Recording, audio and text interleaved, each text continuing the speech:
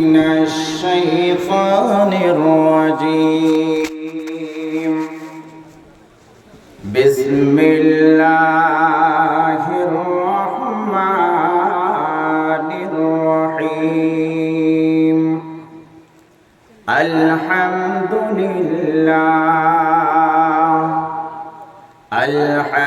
لله رب العالمين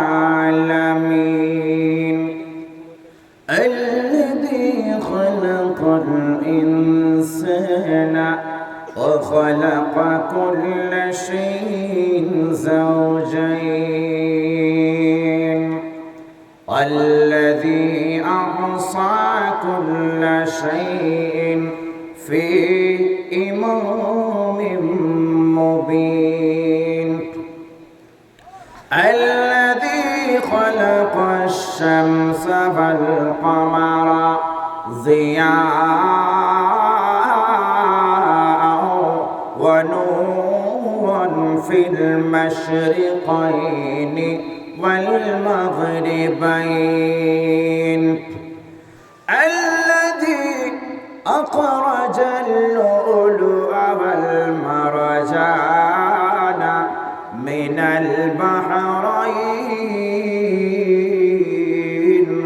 والصلاة والسلام على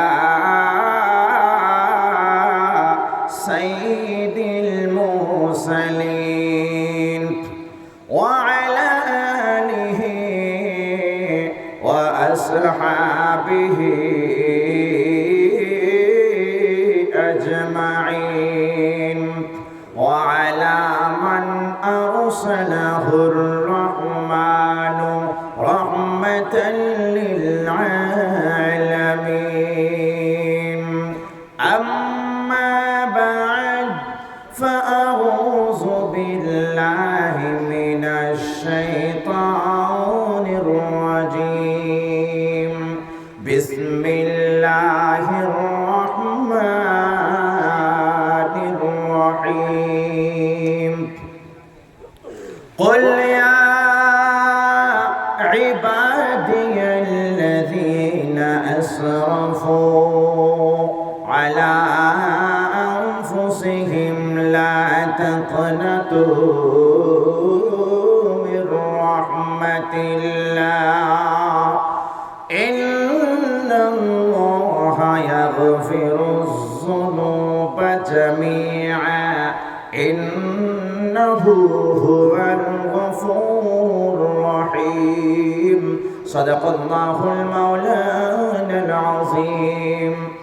قال النبي صلى الله عليه وسلم في معنى الحديث: من تمسك بسنتي عند فساد أمتي فله أجر 100 شهيد، أو كما قال رسول الله صلى الله عليه وسلم. وقال النبي عن عثمان بن عفان رضي الله تعالى عنه قال: قال رسول الله صلى الله عليه وسلم: خيركم من تعلم القرآن وعلمه، أو كما قال رسول الله صلى الله عليه وسلم: إن الله وملائكته يصلون على النبي يا أيها الذين آمنوا صلوا عليه وسلموا تسليما. درود شريف پڑھیں: اللهم صل على سيدنا مولانا محمد وعلى آل سيدنا জোরে বলে মৌলানা মুহাম্মদ। কোথায় আছো দয়ার নবী গো, কোথায় আছো দয়ার নবী আমাদের ছাড়িয়া তুমি ছাড়া লাভ কি হবে তুমি ছাড়া লাভ কি হবে এ ধরায় আসিয়া এই জলসাতে সবাই বসে কাঁদে ও গো নবী একবার ভুলে এসো চলে একবার ভুলে এসো চলে ও গো আমাদের দয়ার নবী দরুদ ইব্রাহিম পড়ে আল্লাহুম্মা সাল্লি আলা মুহাম্মাদ ওয়া আলা আলি মুহাম্মাদ কামা সাল্লাইতা আলা ইব্রাহিম وعلى آل إبراهيم إنك حميد مجيد اللهم بارك على محمد وعلى آل محمد كما باركت على إبراهيم وعلى آل إبراهيم إنك حميد مجيد বয়ান বক্তব্য শুরু করার পূর্বে আল্লাহর নামে একবার জিকির করে নিই কেন আমরা বিভিন্ন প্রান্ত থেকে এসেছি আমরা মানুষ আর মানুষ মাত্রই ভুল গুনাহ খাতা হয়েই থাকে হ্যাঁ কিনা বলেন রাসূলুল্লাহ সাল্লাল্লাহু আলাইহি সাল্লাম বলছেন যখন তোমাদের দ্বারা কোনো গুনাহ খাতা হয়ে যাবে সঙ্গে সঙ্গে একটা নেকির আমল করে নাও আল্লাহর নবীর সাহাবীরা জিজ্ঞাসা করে ইয়া রাসূলুল্লাহ হুজুর ইয়া হাবিবাল্লাহ যদি আমরা কেউ কালিমা তাইয়্যিবা পড়ে নিই যদি আমরা কালিমা তাইয়্যিবা পড়ে নি এটা কি নেকির অন্তর্গত হবে কিনা যদি একবার জিকির করি এটা নেকির আমল হবে কিনা আল্লাহর নবী সাল্লাল্লাহু আলাইহি ওয়াসাল্লাম বলে ও আমার সাহাবারা যদি তোমরা কালমা শরীফটা পড়ে নাও যত নেকির কাজ রয়েছে সব থেকে উত্তম নেকির কাজ হলো কালিমা তাইয়্যিবা পড়া বলেন সুবহানাল্লাহ জোরে বলা যাবে না তাই বললে আল্লাহু রাব্বুনা সবাই আমার সঙ্গে বলেন আল্লাহু রাব্বুনা মুহাম্মাদুন নবিয়ুনা আল্লাহু রাব্বুনা মুহাম্মাদুন নবিয়ুনা নাহনু নুতিউহুমা নাহনু নুতিউহুমা জিকির করে লা ইলাহা ইল্লাল্লাহ জোরে লা আরো মোহাব্বতে লা ইলাহা ইল্লাল্লাহ লা ইলাহা ইল্লাল্লাহ লা ইলাহা ইল্লাল্লাহ মুহাম্মাদুর রাসূলুল্লাহ সাল্লাল্লাহু আলাইহি সাল্লাম আমার আল্লাহ পাক বলে বিসমিল্লাহির রহমানির রহিম আলা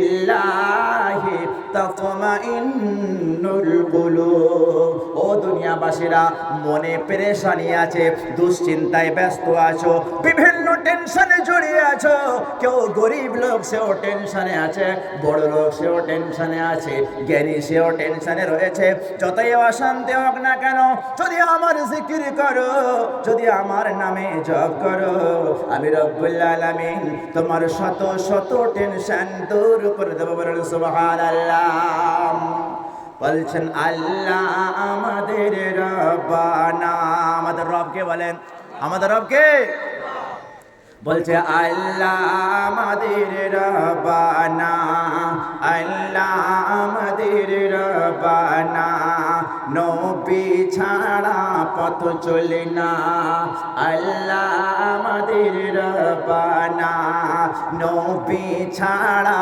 পথ চলে না আল্লাহর হুকুমে শান্তি আল্লাহর হুকুমে শান্তি নবীর পথে মুক্তি লা ইলাহা ইল্লাল্লাহ লা ইলাহা লা ইলাহা ইল্লাল্লাহ মুহাম্মাদুর রাসূলুল্লাহ সাল্লাল্লাহু আলাইহি ওয়াসাল্লাম। আলহামদুলিল্লাহ, সমগ্র তারিফ, সমস্ত প্রশংসা সেই মহান করুণাময় আল্লাহ পাকের জন্য, যে আল্লাহ পাক আমাদেরকে বড় ভালোবেসে নির্বাচন করে ঈমানওয়ালা বানিয়ে পৃথিবীর বুকে শেষ নবী, বিশ্ব নবী মুহাম্মদুর রাসূলুল্লাহ সাল্লাল্লাহু আলাইহি ওয়াসাল্লামের উম্মতের অন্তর্ভুক্ত করেছেন। তাই সেই রব্বে করিম আরশেওয়ালা, সেই রব্বে করিম ফরশের মালিক, বিচার দিনের স্বামী আল্লাহ পাকের দরবারে সকলে শুকরিয়া আদায় করি, বলি আলহামদুলিল্লাহ। তারপরে পরে জানাই বিশ্বের নবী, আকায়ে নামদার, তাজদারে মদিনা মুহাম্মদ আরবি সাল্লাল্লাহু আলাইহি ওয়াসাল্লামের শানে আমরা সমবেত কণ্ঠে দুইবার দরুদ শরীফ পড়লাম। আরও একবার সেই নবীর শানে, হিদায়াতের নবী, শান্তির নবী, আরশের নবী, ফরশের নবী, কুল মখলুকাতের নবী, সেই নবীর শানে ছোট্ট দরুদ বলি সাল্লাল্লাহু আলাইহি ওয়াসাল্লাম। তারপরে আমি জানাই আপনাদের নির্বাচিত সভাপতি মহাশয় এবং ওলামে একরাম, হুফাজ একরাম, কুররা একরাম, ইমাম সাহেবগণ, মুয়াজ্জিন সাহেবগণ, হাজি সাহেবগণ, নামাজি সাহেবগণ এবং যত ইসলামিক দিনদরদি ভাতৃবৃন আমার সামনে উপবিষ্ট বসে আছেন, তার সাথে আমার পর্দার আড়ালে আমার মায়েরা, বোনেরা, সকলকে জানাই আন্তরিক সালাম, শুভেচ্ছা, অভিনন্দন। সরাসরি কোরআন কারীম থেকে আমি আলোচনা শুরু করছি, কেন কোরআন কারীম ছাড়া আমাদের আর অন্য কোনো কিছু পথ নাই। কোরআন একটা এমন জীবন ব্যবস্থা যে কোরআন আপনাকে দিন, দুনিয়া, ইহকাল, পরকাল, সুখ, শান্তি, সফলতা সব কিছু আপনি কোরআন কারীমের মধ্যে পেয়ে যাবেন। হ্যাঁ কিনা বলেন? আপনি সব কিছু, কোরআন একটা বিশাল সমুদ্র, সমুদ্র নয়, তার থেকেও বিশাল জিনিস। সমুদ্রের একটা পরিমাপ আছে, পরিমাণ আছে, সমুদ্রের একটা সীমা আছে। কোরআন কারীমের জ্ঞানের এবং কোরআন কারীমের মধ্যে কোনো সীমা নাই। সীমাহীন তাফসীর এবং সীমাহীন জ্ঞান এবং সীমাহীন হিদায়াত লুকিয়ে আছে। সুবহানাল্লাহ। কারণ হলো, যেটা মানুষের গড়া জিনিস তার মধ্যে ভেজাল থাকতেই পারে, আর যেটা আল্লাহ পাকের তৈরি করা আর আল্লাহ পাকের দেওয়া আর যেটা আল্লাহর কথা তার মধ্যে ভেজাল থাকবে। কোরআনকে জিজ্ঞাসা করা হলো, কোরআন বলো তুমি কোথা থেকে অবতীর্ণ হয়েছ? কোরআন বলে বিসমিল্লাহির রহমানির রহিম তানজিলাম মিম্মান খালাকাল আরদা ওয়াস সামাওয়াতিল উলা। আমাকে কোনো পণ্ডিত লেখেনি, আমাকে কোনো কবিতা, কবি, কাব্য যারা শের শায়রি লেখে তারা লেখেনি, আমাকে কোনো গায়ক লেখেনি, আমাকে কোনো নায়ক লেখেনি। আমার লেখা হলো, আমার সব কিছু বর্ণনা করা হয়েছে, অবতরণ করা হয়েছে ওই স্রষ্টার তরফ থেকে। তানজিলাম মিম্মান খালাকাল আরদা, যিনি জমিনকে সৃষ্টি করেছেন এবং সুন্দর এত বিশাল আকাশকে সৃষ্টি করেছেন। বলেন সুবহানাল্লাহ।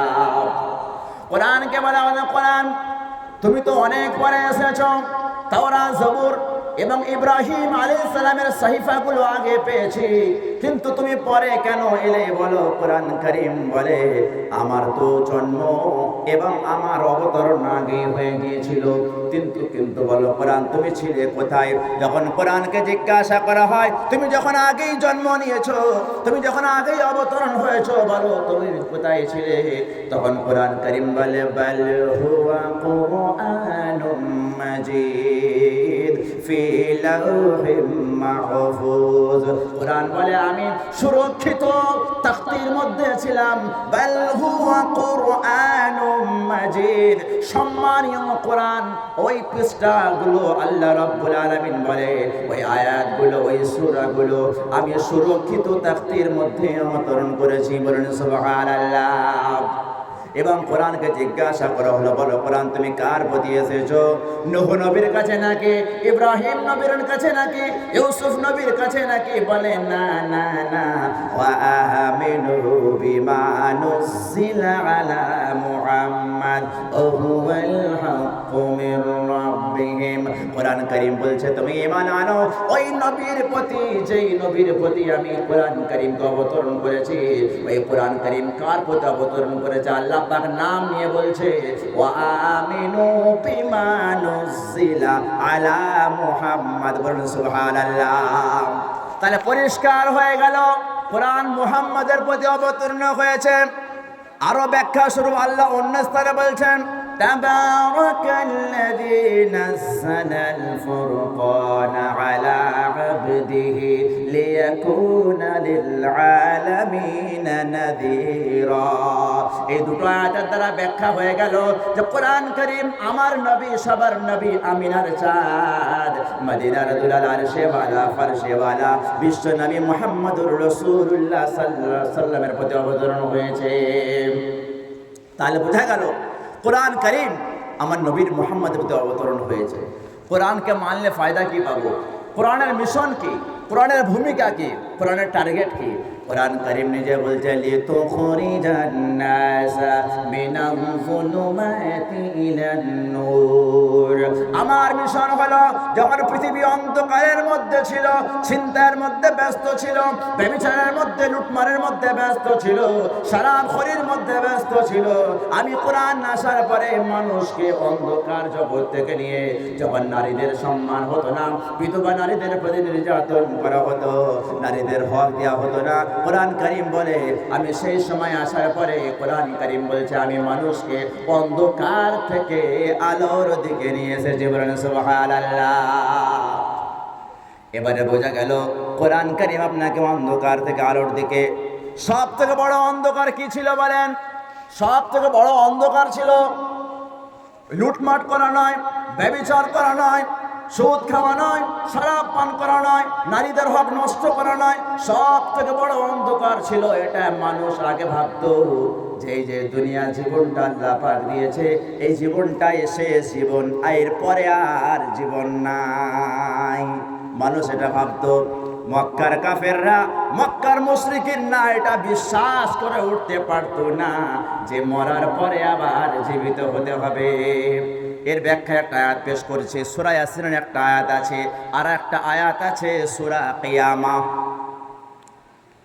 114টা সূরার মধ্যে 65 নম্বর সূরা, 75 নম্বর সূরা আর 29 আয়াত, 29 পারার মধ্যে আল্লাহ রাব্বুল আলামিন বলছে আয়াহসাবুল ইনসানু আল্লান নাজমা'a 'ইযামা বালা কাদিরিনা আলা আন নুসাওয়িয়া বানানা। আল্লাহ রাব্বুল আলামিন আবু জেহেল এবং যারা কাফের তাদের উত্তরে বলছে, একবার আল্লাহর নবীকে বলছে ইয়া রাসূলুল্লাহ ওয়া ইয়া হাবিবাল্লাহ হুজুর, মানুষ যখন মারা যাবে মুসলমানকে দাফন করে দেওয়া হবে, মিনহা খলাকনাকুম ওয়া ফিহা নুঈদুকুম ওয়া মিনহা নুখরিজুকুম তারাতান উখরা। আমার মুসলমান ভাইরা, আমার মুসলমান মায়েরা, বোনেরা দাফন হয়ে গেল। যারা মুসলমান নয়, বিধর্মীরা, কাউকে দাফন করা হয়, যেমন খ্রিস্টানরা তারাও কবর দিয়ে দাফন করে। অনেক মানুষ আছে যারা দাফন করে না, বরং কারেন্টে জ্বালিয়ে পুড়িয়ে খাকসা করে দেয়, কিংবা আগুনে জ্বালিয়ে দেয়। আবু বকর রাদিয়াল্লাহু তাআলা আনহুকে কাফেররা ধরে বলছে, রহস্য করে বলছে, তোদের নবীকে জিজ্ঞাসা কর, মানুষ যখন মাটিতে মিশে যাবে, যখন কবরে দেওয়া হবে, 10 বছর 20 বছর পরে যখন মাটি খোঁড়া হবে, ডেড বডি পাওয়া যাবে না, হাড় মাংস পাওয়া যাবে না, মাটির সঙ্গে মিশে যাবে। কিংবা যদি আগুনে পুড়িয়ে দেওয়া হয়, সে খাকসাক হয়ে গেল, কিভাবে আবার আল্লাহ পাক পুনরায় জীবিত করবে? এই উত্তরে আল্লাহ রাব্বুল আলামিন এই আয়াতটা অবতীর্ণ করলেন, আয়া হাসাবুল ইনসানু আল্লান নাজমা'a ইযামা। মানুষ কি মনে করেছে যখন মানুষ মারা যাবে তার হাড্ডিগুলো ফুরো ফুরো হয়ে যাবে, তার হাড্ডিগুলো মাটির সাথে মিশে যাবে, আমি রব্বুল আলামিন পুনরায় কি আবার জীবিত করতে পারবো না? মানুষ কি মনে করেছে আমি জীবিত করতে পারবো না? আল্লাহ উত্তর দিচ্ছেন, ইয়া রাসূলুল্লাহ ওয়া ইয়া হাবিবাল্লাহ, আপনি উত্তর দিয়ে দেন, বালা।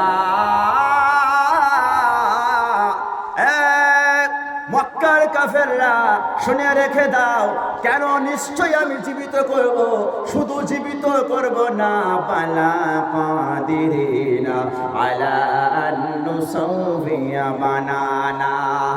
আমার সোনা চাঁদ বন্ধুরা, আমি হিন্দু হয়, মুসলমান হয়, খ্রিস্টান হয়, বেধর্মী হয়, আস্তিক হয় আর নাস্তিক হয়, যাই হয় না কেন, আল্লাহ তাআলা আমাদের প্রতিজনের হাতে হাতে নিজের স্টাম্প মেরে পাঠিয়েছেন। সুবহানাল্লাহ বলা যাবে না? সবার হাতের রেখা আছে, রেখা নয়?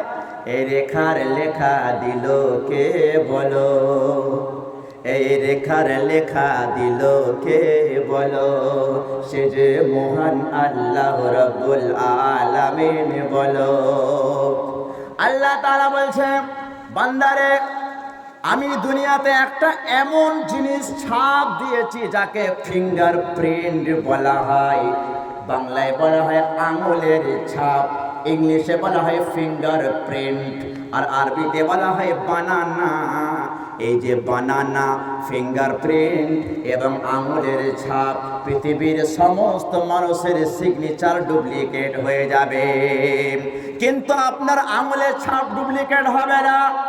আপনি হিন্দু হতে পারেন, আপনি মুসলমান হন, খ্রিস্টান হন, অগ্নি পূজারী হন, আস্তিক হন, নাস্তিক হন, যে হোক না কেন, আল্লাহ পাক কাউকে বাদ বিচার করলেন না। প্রতিটা মানুষের আঙুলের রেখা দিয়েছেন, আবার শুধু রেখা দেননি, এমন একটা রেখা দিয়েছেন, আপনার রেখা আমার সাথে মিলবে না, আর আমার রেখা আপনার সাথে মিলবে না। ইন্ডিয়ান মানুষের রেখা আমেরিকার সঙ্গে মিলবে না, আর আমেরিকার রেখা ইন্ডিয়ার সঙ্গে মিলবে না।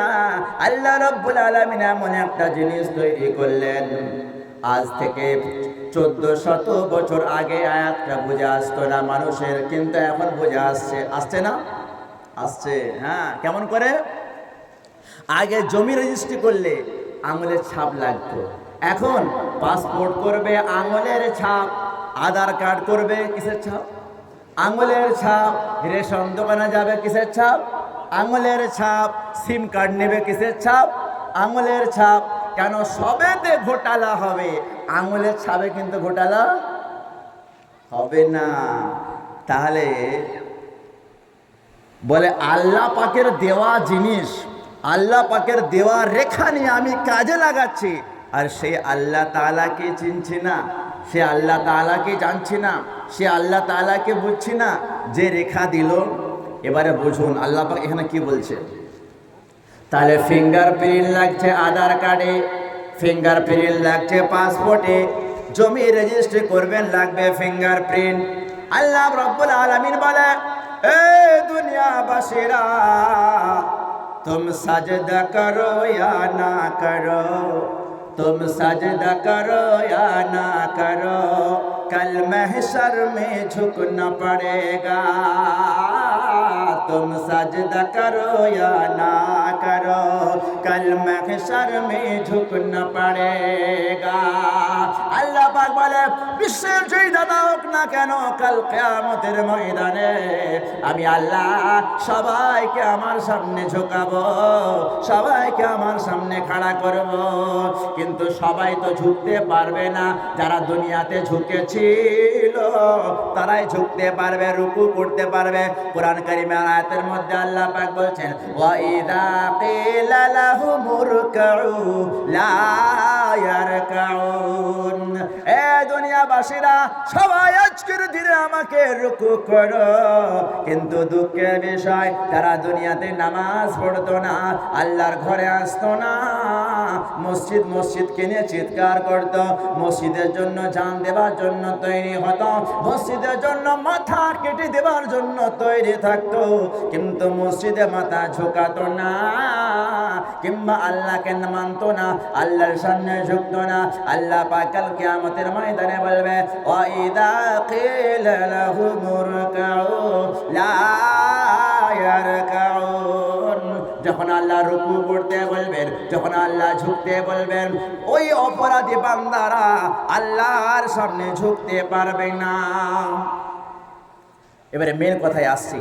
যখন আবু জেহেল এবং মক্কার কাফেররা বলছে যে মানুষ যখন মাটিতে মিশে যাবে, ধুলো হয়ে যাবে, আগুনে পড়ে খাকসাক হয়ে যাবে, কিভাবে আল্লাহ পাক সৃষ্টি করবে?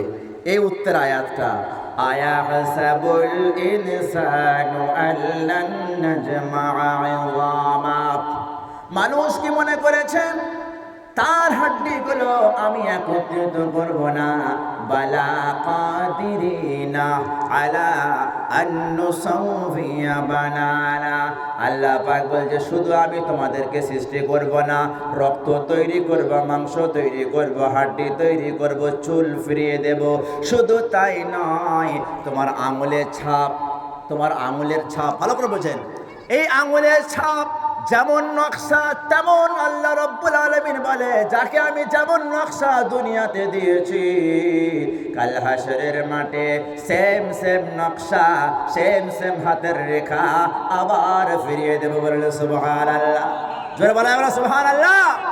তাহলে আল্লাহ তাআলা কত বড় মেকানিক্যাল, চিন্তা করে দেখেন, আর কত বড় খালিক, আর কত বড় মালিক, যে কার কি নকশা ছিল। পৃথিবীর কম্পিউটার শেষ, গুগল ম্যাপ শেষ, দুনিয়ার চিপ শেষ, দুনিয়ার ইন্টারনেট সব শেষ, সব তো ধ্বংস হয়ে যাবে। অনুফিকা ফিস সূর, সূরা ইয়াসিনের মধ্যে কি এসেছে? অনুফিকা ফিস সূর ফাইদা হুম মিনাল আজদাসি ইলা রাব্বিহিম ইয়ানসিলুন। যখন ইসরাফিল আলাইহিস সালাম সিঙ্গারিতে ফুঁক দেবেন, সব ধ্বংস হয়ে যাবে। সব কি হয়ে যাবে? সব ধ্বংস হয়ে যাবে, শেষ হয়ে যাবে। সব মাটি থেকে, কবর থেকে উঠতে উঠতে হাসরের মাঠের দিকে ছুটবে। ফাইদা হুম মিনাল আজদাসি ইলা রাব্বিহিম ইয়ানসিলুন ক্বালু ইয়া ওয়াইলানা মান বা'সানা মিন মারকাদিনা। যারা অবিশ্বাসী বান্দাগণ তারা বলবে, হায় আফসোস, আমরা মনে করেছিলাম দুনিয়া জীবনটা শেষ জীবন, আর জীবিত হতে হবে না, কিন্তু দেখছি আবার তো জীবিত হতে হলো, আবার হাসরের মাঠ, আল্লাহর দিকে রওনা হতে হবে। হায়রে হায়রে হায়রে, আজকে তো ফেঁসে গেলাম। ইমানদাররা কি বলবে? একই আয়াতে পরস্পর বলা আছে। এই কোরআন শরীফের সূরা ইয়াসিনটা বোঝা খুব ক্রিটিক্যাল ব্যাপার। একই আয়াতের মধ্যে দু সম্প্রদায়ের লোকের কথা আল্লাহ উল্লেখ করেছেন। একটা হচ্ছে অবিশ্বাসী বান্দাগণ, আর একটা বিশ্বাসী বান্দাগণ। প্রথমটা কার কথা হলো? অবিশ্বাসী বান্দাগণ। যে অবিশ্বাসী বান্দারা বলবে, ক্বালু ইয়া ওয়াইলানা, হায় হায় আফসোস, মান বা'সানা, মান বা'সানা, আমাদেরকে কে তুললো কবর থেকে? আমাদেরকে কে শ্মশান থেকে তুললো? আমাদেরকে কে মারঘাট থেকে তুললো? আমরা তো মাটিতে দাফন হয়ে গিয়েছিলাম, আমরা তো আগুনে পুড়ে গিয়েছিলাম, আমি তো অ্যাক্সিডেন্ট হয়ে ছারখার হয়ে গিয়েছিলাম, আমি তো বম্বিংয়ে শেষ হয়ে গিয়েছিলাম, আবার কি করে এলাম? ইয়া ওয়াইলানা মান বা'সানা মিন মারকাদিনা। তখন বিশ্বাসী বান্দাগণ বলবে, হাযা মা ওয়া'দার রহমানু ওয়া সাদাকাল মুরসালুন। তুমি কি জানো না এটা ওই দিন, হাযা মা ওয়া'দার রহমান, যেই দিন সম্পর্কে রহমান আল্লাহ রাব্বুল আলামিন ওয়াদা করেছিল যে আমি আমার জীবন দান করব। আল্লাযী খালাকাল মাউতা ওয়াল হায়াতা লিয়াবলুয়াকুম আইয়ুকুম আহসানু আমালা। দুনিয়ার জীবন দান করেছিলাম, আবার মরণ দান করেছিলাম, কিন্তু এর কারণ হলো আমি যাচাই করতে চাই কে কত ভালো আমল করতে পারো। তাহলে বোঝা গেল, আমি শ্রোতা হয় আর বক্তা হয়, জ্ঞানী হয় আর ছোট কম অল্প জ্ঞানী হয় না কেন, আমাদের সকলকে আল্লাহর সামনে দাঁড়াতে হবে। কি ভাই, দাঁড়াতে হবে না? সেদিনটা কি অবস্থা হবে? সেদিনটা সবার সামনে আসছে, আপনার সামনেও আসছে, আমার সামনেও আসবে। এই বক্তাকেও আল্লাহ পাক ধরবেন। কাকে ধরবেন? এই বক্তাকে। এই বলো, তুমি লোকেদেরকে বলে বেরিয়েছো নাকি নিজেও আমল করেছো?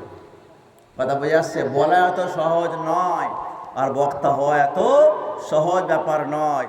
যদি আমি লোককে বলতে থাকি, নিজে যদি আমল না করি, আপনার থেকে হিসাব আগে কার হবে? জোরে বলেন, কার হবে? আমার হবে।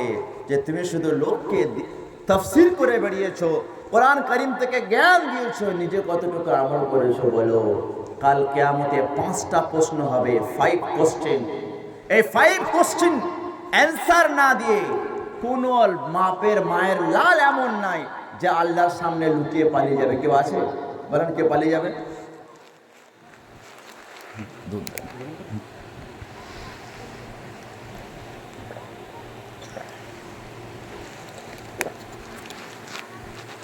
কটা প্রশ্ন বলেন? চটচট করে, বেশি সময় নেব না। 5টা প্রশ্ন সম্বন্ধে জিজ্ঞাসা আল্লাহ পাক করবেন। ফির আল্লাহ রাব্বুল আলামিন বিশ্ব নবী মুহাম্মদুর রাসূলুল্লাহ সাল্লাল্লাহু আলাইহি সাল্লামের দ্বারা প্রশ্ন করছেন, বলছেন একটা মানুষকে যখন খাড়া করা হবে, প্রতিটা মানুষকে জিজ্ঞাসা করা হবে আন উমরিহি, আপনার বয়স সম্পর্কে। আপনি সারা জীবন কি কাজ করেছেন, কোন জায়গায় সময় কাটিয়েছেন? নামাজ পড়েছেন, ফজরের নামাজ, এশার নামাজ। যখন এশার টাইম ছিল, যখন মুয়াজ্জিন আমার ডাক বলছিল আল্লাহু আকবার, আল্লাহু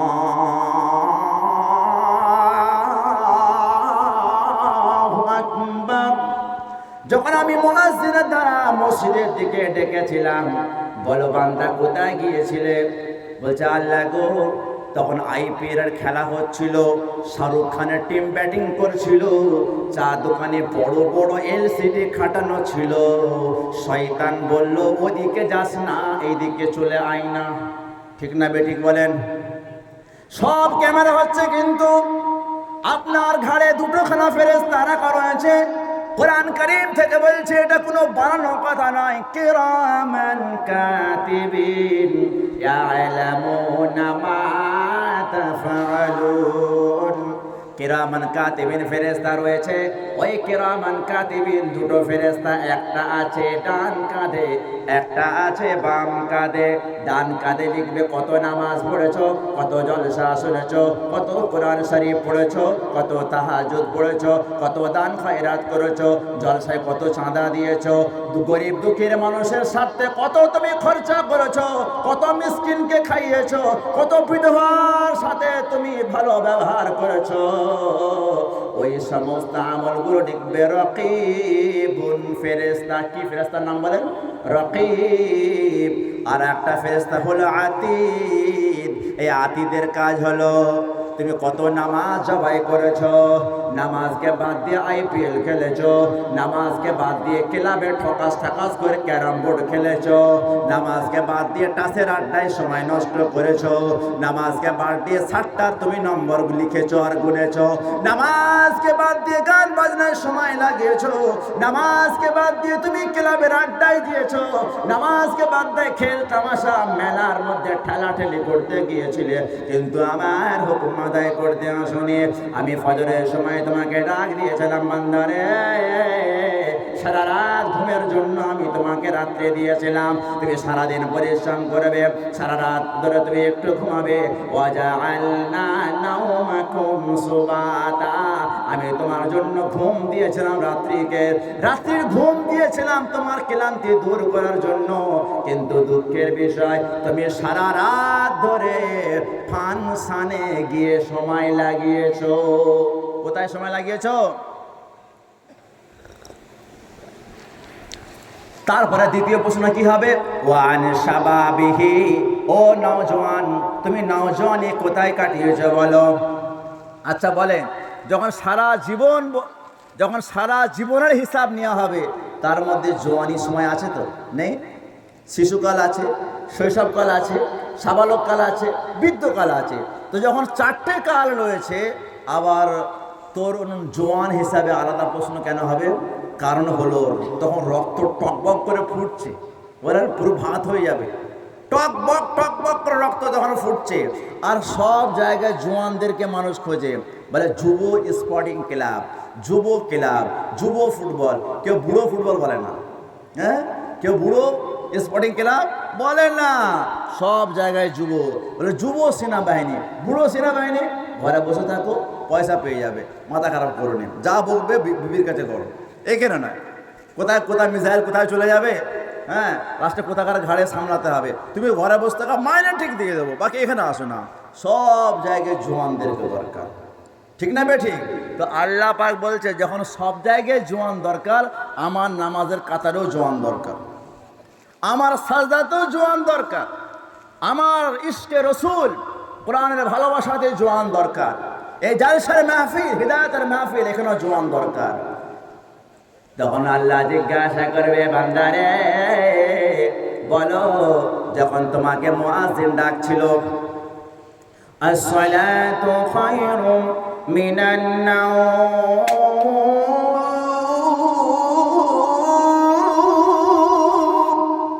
নামাজ হলো ঘুম থেকে উত্তম। ও জোয়ান বান্দারে, তোমাকে যখন জোয়ানি দিয়েছিলাম, দেখতে সুন্দর বানিয়েছিলাম, সুন্দর সুন্দর ফিগার দিয়েছিলাম, তুমি ওই বয়সে কি করেছো বলো? ফজরের নামাজ আদায় করেছি না কোনা বলো? তখন বলবে, আল্লাহ গো, একটা জঞ্জাল ফ্রি ফায়ার অ্যাপ উঠেছিল। কি অ্যাপ বলেন? Free Fire app, PUBG app. সারা রাত ধরে আমি শুধু পাবজি খেলেছি, ফ্রি ফায়ার খেলেছি। যখন ফজরের আজান হয় তখন শয়তান বলে, এবারে ঘুমিয়ে পড়। যেন মনে হচ্ছে শয়তান ওই ফজরের আজানটা যেন ঘুমানোর জন্য দেওয়া হচ্ছে। সারা রাত খেলে বেড়াচ্ছে, আমার নিজের চোখে দেখছি, চোখে রাতকে রাত জেগে আছে। আর এত মানুষ, এই যুবকরা পাগল হয়ে গেছে ফ্রি ফায়ারের জন্য। এক একটা ছেলে এত ব্যস্ত হয়ে পড়ে যে যার কাছে ফোন থাকে না সে পাগল, সেও মিচিমিচি। কি হয়েছে বলে, এর অভ্যাস হয়ে গেছে, অভ্যাস। ও বাথরুমে বসে বসে ওরকম করে, অভ্যাস হয়ে গেছে। এক একটা ছেলে বিয়ে বাড়িতে গিয়েছে, ফোনটা মা কেড়ে নিয়েছে, বাবা ফোনটা বাড়ি দিয়ে যা। বিয়ে বাড়ি থেকে এসে তারপরে কি করবি? তারপরে ফোনটা নিবি ওখানে। সে কি করছে, বিয়ে বাড়িতে পরিবেশন করতে দেরি হচ্ছে, ভাত বিরিয়ানি আসতে দেরি হচ্ছে, সে বসে বসে এটা হারাম করছে। আমি বললাম, ছেলেটা পাগল হয়ে গেছে নাকি? বলছে না, এ সব সময় ফ্রি ফায়ার খেলে খেলে খেলে খেলে খেলে এরকম টেন্ডেন্সি হয়ে গেছে, বসে বসে এরকম করতে থাকে। আচ্ছা বলুন, ভালো সুস্থ বিবেক মানুষ সে কি হয়ে গেল? একটা সামান্য গেমের জন্য পাগল। এক ধরনের পাগলই ওটা, নেশা, নেশা। এই জওয়ান অবস্থা সম্পর্কে কাল কিয়ামতে কি হবে? জিজ্ঞাসা করা হবে, বান্দা তুমি এই জওয়ানি কালটা কোথায় লাগিয়েছিলে? তারপরে প্রশ্ন হবে, আন মালিহি মিন আইনা ইকতাসাবতাহু, তোমার মাল সম্বন্ধে জিজ্ঞাসা করা হবে। ও আমার বান্দা, তুমি মাল কোথা থেকে ইনকাম করেছো বলো? এটা হচ্ছে 3 নম্বর। আর 4 নম্বর প্রশ্ন হবে, ও আইনা আনফাকাতাহু, তুমি ওই মালটা কোথায় খরচা করেছো বলো? 4টে হয়ে গেল। আর 5 নম্বরটা খুব ভয়াবহ আমল, খুব ভয়াবহ প্রশ্ন। সবাই ফেঁসে যাবো এখানে, সবাই ফেঁসে যাব। আল্লাহু আকবার। আল্লাহ আমাদের সবাইকে বাঁচায়, বলো আল্লাহুম্মা আমিন। 5 নম্বর যে প্রশ্নটা হবে সেটা হলো কি, ওয়ান ইলমিহি, ওয়ান ইলমিহি, তোমার ইলম সম্বন্ধে জিজ্ঞাসা করা হবে। বিমা আমিলতাহু, তুমি কতটা আমল করেছো বলো? আচ্ছা বলেন, যদি আল্লাহ পাক জিজ্ঞাসা করে, বলো বান্দা নামাজ পড়তে হবে, তুমি জানতে কিনা বলো? বলুন, একটা কোনো মুসলমান এমন আছে সে জানে না নামাজ পড়তে হবে বলে? হ্যাঁ, কেউ আছে? সকলে জানে, সবাই জানে নামাজ ফরজ, অবশ্যই ফরজ। কিন্তু যদি বলা হয় নামাজ পড়ো, বলছে এখন সময় হয়নি। তার মানে বলে মেয়ের বিয়ে দেবো, তারপরে মসজিদে যাব। বলে তোমার কি খবর? বলে কারবার এইমাত্র শুরু করেছি, এখন যদি নামাজ পড়তে যায় দোকান আর চলবে? তুমি আমার পেট চালাবে নাকি? বেশি জ্ঞান দিতে হয় না, চুপচাপ মসজিদে যাও, আমি আমার বুঝে নেব। কথা বুঝে আসছে? পৃথিবীর মধ্যে মানুষ এমন বোকা যে নামাজ ছাড়াকে অনেকে গুনাহ মনে করে না। আল্লাহু আকবার। যদি এক্ষুনি কেউ মদ খেয়ে চলে আসে মজলিসে, আপনারা কি করবেন? এসো বসে বসে বলবে, বলবেন তো? হ্যাঁ, কেউ বসতে দেবেন না। কেন? মদ খেয়েছে, মানে মুখ দিয়ে একদম ফুর করে গন্ধ বেরোচ্ছে, চলতে চলতে আসছে, কার ঘাড়ে পড়বে কোনো ঠিক নাই, কাকে কেউ উদ্ধার করবে গালাগালি দিয়ে কোনো ঠিক নাই। আপনি সঙ্গে সঙ্গে কী করবেন? তাকে এখান থেকে সরিয়ে দেবেন। কিন্তু নামাজ ছাড়া, বলছে নামাজ ছেড়ে দেওয়া বা নামাজ না পড়া চুরি করার থেকেও বড় অপরাধ, জেনা করার থেকেও বড় অপরাধ, মদ খাওয়ার থেকেও বড় অপরাধ, যত গুনাহ সব থেকে বড় অপরাধ। কোন হাদিসে আছে? হাদিস পড়ে পড়ে শোনাচ্ছে, ভালো করে শুনবেন। আন আব্দুল্লাহ ইবনে কুরতিন রাদিয়াল্লাহু তাআলা আনহু قال আল্লাহর নবীর সাহাবী আব্দুল্লাহ ইবনে কুরত রাদিয়াল্লাহু তাআলা আনহু বলেন, قال النبي সাল্লাল্লাহু আলাইহি ওয়াসাল্লাম, আল্লাহর নবী সাল্লাল্লাহু আলাইহি সাল্লাম বর্ণনা করেন, আউয়ালু মা ইউহাসাবু বিহিল আবদু ইয়াউমাল কিয়ামা, কাল কিয়ামতের ময়দানে প্রথম যে হিসাবটা হবে as-সালাহ, নামাজ সম্বন্ধে হিসাব নেওয়া হবে। কি সম্বন্ধে বলেন? নামাজ সম্বন্ধে হিসাব নেওয়া হবে। ফাইন সালুহাত, যদি নামাজ ঠিক থাকে, যদি আপনার নামাজ ঠিক থাকে, বলতে সালুহাত সাইরু আমালিহি, সমস্ত আমলগুলো আল্লাহ রাব্বুল আলামিন সঠিক করে দেবেন। বলেন সুবহানাল্লাহ। আগে কোনো আমল চেক করা হবে না, আগে বলো নামাজ আছে কিনা।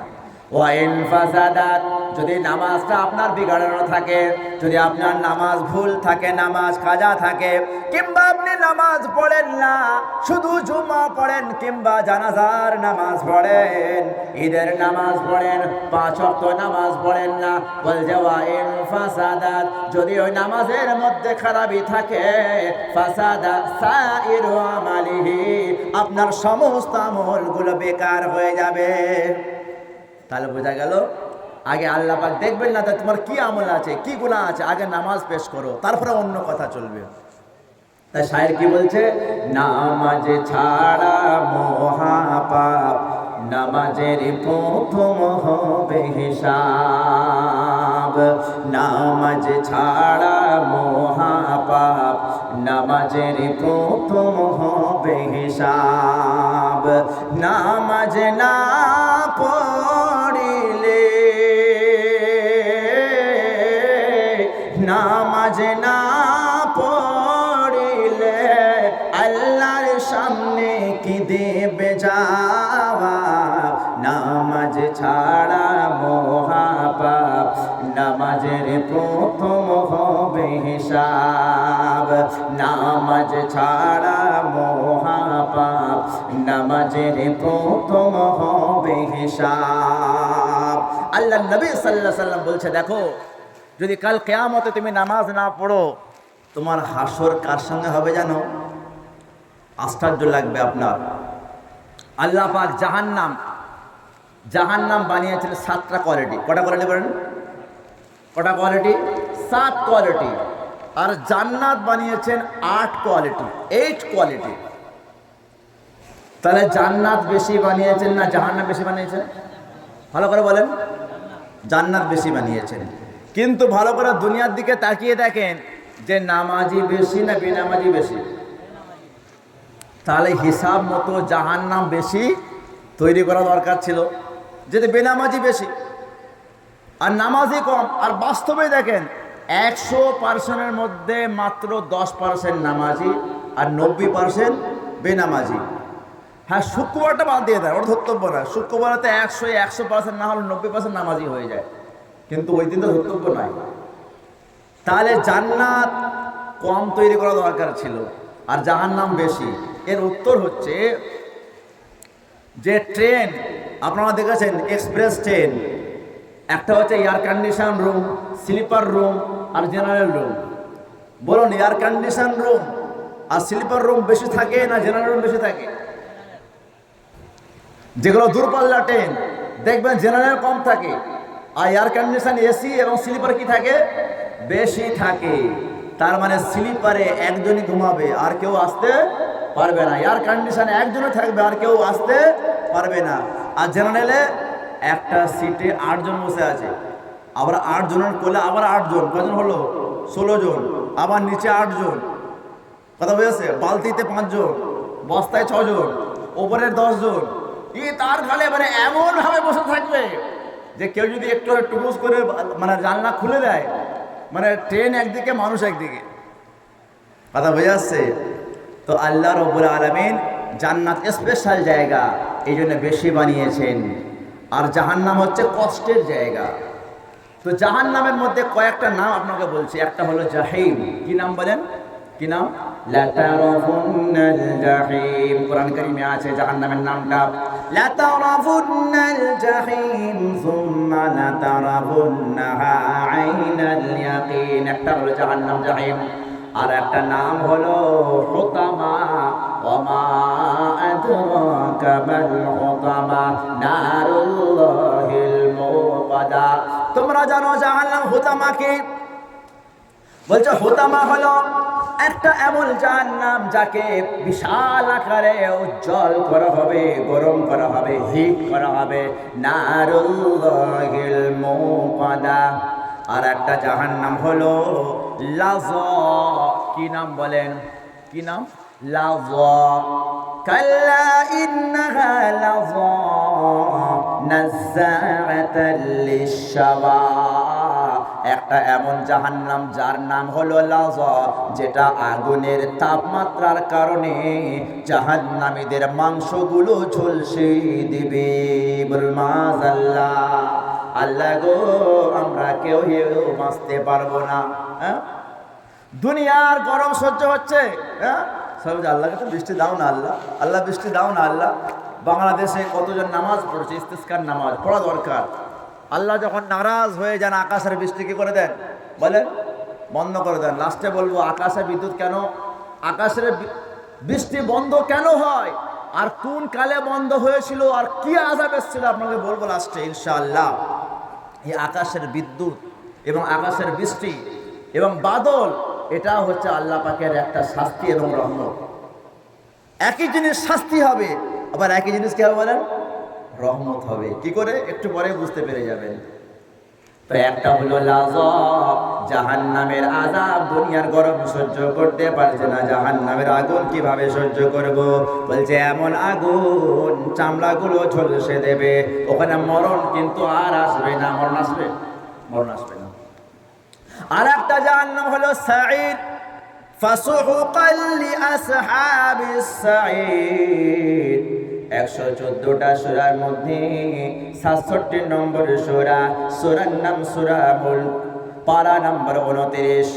ওই 29 পারার মধ্যে সূরা মুলকের মধ্যে একটা আয়াত আছে, ফাসুহকাল লিআসহাবিস সাঈর। কাল কিয়ামতের ময়দানে যখন অপরাধীরা বলবে আল্লাহ গো, সব দেখে নিয়েছি, বুঝে নিয়েছি, একবার দুনিয়াতে পাঠিয়ে দাও, আর বেঈমানি করব না, আর নামাজ ছাড়ব না, আর সুদ ঘুষ নেব না, আর মিথ্যা বলবো না, আর ধোঁকা দেব না, আর চুরি করব না, আর জিনা করব না। আল্লাহ পাক বলবে ফেরেশতা, ফাসুহকাল লিআসহাবিস সাঈর।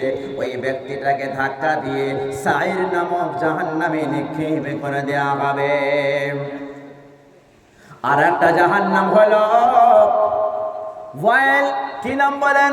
ওয়াইল কোথায় আছে? সূরার নাম সূরা আরাইতাল্লাযীর মধ্যে আল্লাহ পাক বলছে সূরা মাউন, আরাইতাল্লাযী ইউকাযযিবু বিদ্দিন ফাযালিকাল্লাযী ইয়াদুল ইয়াতীম ওয়া লা ইয়াহুজ্জু আলা তুআমিল মিসকিন ফাওয়াইলুল লিল মুসাল্লিন। এসছে না এখানে ওয়াইল? ওয়াইল এসছে। এই ওয়াইল জাহান্নামটা কি বলেন ভালো করে বুঝবেন। বলছে ওয়াইল জাহান্নাম হলো ফাওয়াইলুল লিল মুসাল্লিন আল্লাযীনা হুম আন সালাতিহিম সাহুন। এই ওয়াইল একটা এমন জাহান্নাম, এই জাহান্নামের মধ্যে ওই সমস্ত নামাজীরা থাকবে যারা নামমাত্র নামাজ পড়তো। যদি কেউ মারা যায়, মাথায় টুপি না দিয়েও রুমাল দিয়েও চলে যাবে। কি পড়তে বলেন? কি পড়তে? জানাজা পড়তে, কিন্তু মসজিদের ভিতরে ঢুকবে না। এরকম আছে এখানে? হয় কি? আমি জানি না হয় কিনা, আমাদের দিকে খুব হয়।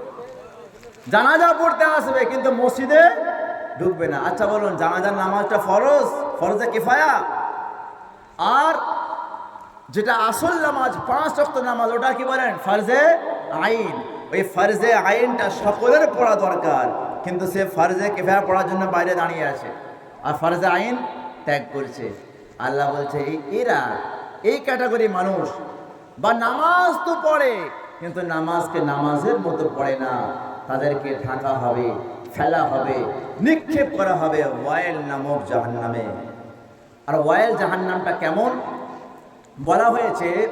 এই ওয়াইল নামক জাহান্নামের মধ্যে কারা থাকবে? এতে থাকবে ফেরাউন, কারুন, হামান, টপ র্যাঙ্কে যারা বড় বড় কাফির, তারা এই জাহান্নামের মধ্যে থাকবে। এবারে ভেবে দেখুন, যদি ওই জাহান্নামে আমি মুসলমান হবার সত্ত্বেও যদি আমাকেও যেতে হয়, এর থেকে বড় আফসোস আর কিছু হতে পারে? আল্লাহ পাক কেন ফেরবেন ওখানে? এই জন্য যে তুমি মুসলমান হয়েও নিজেকে চিনতে পারলে না। তুমি কি জানো তোমার দাম কত? আল্লাহ পাক বলছেন, তুমি কি জানো তোমার দাম কত? আমরা এখানে অনেকেই যা বুঝতে পারছি না, যা আল্লাহ আমাদের কত সম্মান দিয়েছেন, কত মর্যাদা দিয়েছেন। আল্লাহ জেনে রাখবেন, আপনার জন্য, আমার জন্য বা আমাদের জন্য আল্লাহ কসম খেয়েছেন। বলেন সুবহানাল্লাহ। কি খেয়েছেন বলেন? কসম খেয়েছেন। কসম খেয়ে কি বলছেন জানেন? ওয়াত্তিনি ওয়াজ-যাইতুন ওয়া তুরি সিনিন ওয়া হাযাল বালাদিল আমিন লাকাদ খালাকনাল ইনসানা ফি আহসানি তাকওয়িম। আল্লাহ চারটে কসম খাচ্ছেন। তিন, একটা ফল ডুমুরের মতো দেখতে, কিন্তু ডুমুর নয়, সাইজটা বড় হয়, যাকে আঞ্জির বলা হয়। কি বলা হয় বলেন? আঞ্জির। এখন বোঝা খুব সহজ। আপনি গুগলে সার্চ করবেন, দেখবেন বড় বড় ফল আরব কান্ট্রিতে বেশি পাওয়া যায়, বা মিশর বা আপনার ফিলিস্তিন কিংবা আপনার আফগানিস্তান, ওইদিকে চাষ খুব হয়। আঞ্জির খুব দামি ফল। আর একটা কসম খাচ্ছেন, ওয়াত্তিন ওয়াজ-যাইতুন। জাইতুন সবাই জানেন আলহামদুলিল্লাহ। আর দ্বিতীয় হলো ওয়াতুরি সিনিন, তুর পাহাড়ের আল্লাহ পাক কসম খাচ্ছেন। আর চতুর্থ হলো ওয়াহাজাল বালাদিল আমিন, মক্কা শরীফের কসম খাচ্ছেন। কটা কসম হলো? চারটে কসম কি আল্লাহ পাক বলছেন, লাকাদ খালাকনাল ইনসানা ফি আহসানি তাকওয়িম। ও দুনিয়াবাসীরা, আমি তোমাদেরকে সুন্দর আকৃতি দিয়ে সৃষ্টি করেছি। আমি যত দুনিয়াতে মাখলুক সৃষ্টি করেছি, পশু পাখি সৃষ্টি করেছি, জীবজন্তু সৃষ্টি করেছি, কিন্তু সুন্দর আকৃতি মানুষ তোমাকে দান করেছি। বলেন সুবহানাল্লাহ। আমি তোমাদেরকে এমন সুন্দর সৃষ্টি করেছি। ইউসুফ নবীকে এমন রূপ দিয়েছিলাম, মিশরের রানী জুলাইখা ইউসুফ নবীর প্রতি এমন ইশকে পাগল হয়ে গিয়েছিল। আল্লাহ রাব্বুল আলামিন ওই ঘটনাটা কোরআন কারীমের মধ্যে উল্লেখ করলেন। বলেন সুবহানাল্লাহ। কিনা বলেন? এটা কিসের জন্য বলেন? রূপের বাহার, রূপের বাজার আল্লাহ তাআলা মানুষের মুখের মধ্যে সাজিয়ে দিয়েছেন। তারপরে আল্লাহ তাআলা বলছেন, লাকাদ খালাকনাল ইনসানা ফি আহসানি তাকওয়িম সুম্মা রাদাদনাহু আসফালা সাফিলিন। বান্দারে সুন্দর রূপ দিয়েছি, সুন্দর ফিগার দিয়েছি, সুন্দর দিমাগ দিয়েছি, যদি তুমি সুন্দর আমল না করো, আমি তোমার দশা ফিরআউনের মতো করে দেব। আমি তোমার দশা কারুনের মতো করে দেব। আমি তোমার দশা আবু জেহেল, আবু লাহাবের মতো করে দেব। আমি তোমার দশা লূত আলাইহিস সালামের সম্প্রদায়ের মতো করে দেব। আমি তোমার দশা কওমে আদ, কওমে সামুদ তাদের মতো দশা করে দেব। কে বলছেন? আল্লাহ পাক। তারা রূপ সুন্দর দিয়েছেন, যদি গুণ সুন্দর না হয় কি হবে? রূপের দাম আল্লাহ কেড়ে নেবেন। আল্লাহ পাক কোরআন কারীমে তাই বললেন, সুম্মা রাদাদনাহু আসফালা সাফিলিন। যদি রূপের সঙ্গে গুণ না থাকে, তোমাদের আমি এমন জায়গায় পৌঁছে দেব, পশু পাখি মারা গেলে জাহান্নামে যাবে না, বিড়াল মারা গেলে জাহান্নামে যাবে না, কুকুর মারা গেলে জাহান্নামে যাবে না, বাঁদর মারা গেলে জাহান্নামে যাবে না, আর যদি অন্য কোনো পশু মারা যায় জাহান্নামে যাবে না। যদি মানুষ ঈমান হারা হয়ে মারা যায়, যদি মানুষ বেনামাজি হয়ে মারা যায়, যদি মানুষ পড়শিকে কষ্ট দিয়ে মারা যায়, মানুষ যদি পিতা মাতার মনে আঘাত দিয়ে মারা যায়, এই মানুষ কিন্তু জাহান্নামে চলে যাবে। আল্লাহ পাক তারপরে সান্ত্বনা দিচ্ছেন, বান্দারে আমি রূপ দিয়েছি, আমলটা সুন্দর করো। যখন আমল সুন্দর করবে তোমার পরিণাম কেমন হবে শুনে নাও। আল্লাহ পাক বলছেন ইল্লাল্লাযীনা আমানু, যারা ঈমান আনবে, ওয়া আমিলুস সালিহাত, এবং নেক আমল করবে, ফালাহুম আজরুন গায়রু মামনুন, তাদেরকে আমি রব্বুল আলামিন অত্যন্ত অফুরন্ত নিয়ামত জান্নাত দান করবে। বলুন সুবহানাল্লাহ। জোরে বলা যাবে না? আল্লাহ কি দেবেন বলেন? কি দেবেন? জান্নাত দান করবে। বলেন জান্নাতে কোনোদিন দুঃখ আসবে নাকি? দুঃখ আসবে? জান্নাতে কেউ বুড়ো হবে নাকি? জান্নাতে মাথা ব্যথা, সুগার, কিডনি খারাপ, প্যারালাইসিস, পাগল হয়ে যাওয়া, টেনশন আসা, সর্দি হওয়া, কাশি হওয়া, দুঃখ আসা জান্নাতের মধ্যে আল্লাহ পাক বলে ওয়াবশিরু বিল জান্নাহ, তুমি জান্নাতের খুশখবরি নিয়ে নাও। আল্লাতী কুনতুম তুআদুন, যেই জান্নাতের ওয়াদা আমি আল্লাহ করেছিলাম। ওয়ালাকুম ফিহা মা তাশতাহি আনফুসুকুম, তুমি জান্নাতে যখন চলে যাবে তুমি যা চাইবে তাই পেয়ে যাবে। দুনিয়াতে যা চাইবে তাই পাবে না। দুনিয়াতে তোমার যা ইচ্ছা হবে তাই করতে পারবে না। দুনিয়াতে যদি মনে করো আমি দিন পা দিন মস্তি করব, নাইট ক্লাবে যাব, রঙে রঙে নারীদের সঙ্গে মেলামেশা করব, আল্লাহ পাক দেখিয়ে দিল দুবাইকে, এ দুবাইবাসী নবীর পড়োশি, আমি ওই দুবাই, ওই সৌদি আরবে, ওই আরব কান্ট্রিতে আমি আল্লাহ কত নবীদেরকে পাঠিয়েছিলাম, রসুলকে পাঠিয়েছিলাম, যেটা রসুলের জামিন, যেটা নবীদের জামিন। কিন্তু তোমাদেরকে আমি মাল দিয়ে পরীক্ষা করলাম, বিশাল অট্টালিকা দিয়েছি, তোমরা এত গর্বের মধ্যে ব্যস্ত হয়ে গেছো, তোমরা এমন কি গর্ব করতে বলতে আরম্ভ করলে কাম ইয়া হাবিবি টু দুবাই, এ হাবিবি বন্ধু যদি দেখতে হয় দুবাই এসো, বলে না? হ্যাঁ, কাম ইয়া হাবিবি, হে আমার বন্ধু এসো, টু দুবাই, দুবাই এসো। দুবাই ব্রুজ খলিফা, বিশাল বিল্ডিং, দেখার মতো বিল্ডিং, দেখার মতো শহর। আল্লাহ বলছে ওই শহর, ওই নগর, ওই মাল, ওই দৌলত, ওই সোনা, ওই খাজানা, ওই বাজনা দিয়েছে কে বলেন? দিয়েছে রব্বানা। কে দিয়েছে? রব্বানা দিয়েছে। কিন্তু তোমরা এত মজা পেয়ে গেছো, নবীর সুন্নতকে জবাই করেছো, আল্লাহর হুকুমকে জবাই করেছো, বেপরদার সঙ্গে ঘোরাফেরা করেছো, বিশ্বের সব থেকে টপ র্যাঙ্কের সুন্দরী নারীদেরকে তোমরা আনছো, মौज মস্তি করেছো, নাইট ক্লাব চালাচ্ছ, সিনেমা হল চালাচ্ছ। যেই শিরকে আল্লাহর নবী দাফন করেছিল, যেই কুফরিকে, যেই শিরকে নবীরা ওই জমিন থেকে উৎখাত করেছিল, তোমরা আবার ওই জমিনে শিরিক শুরু করেছ। আল্লাহ পাক বলছে বান্দারে, প্রথমে আমি তোমাকে ওয়ার্নিং দেব। আল্লাহ কখনো হঠাৎ করে আযাব পাঠান না। আযাব পাঠান? অত সস্তার নয়। আল্লাহ আগে ওয়ার্নিং দিয়েছেন। কোথায় আছে বলেন? কোরআন কারীমের সূরার নাম হলো সূরা জুমার।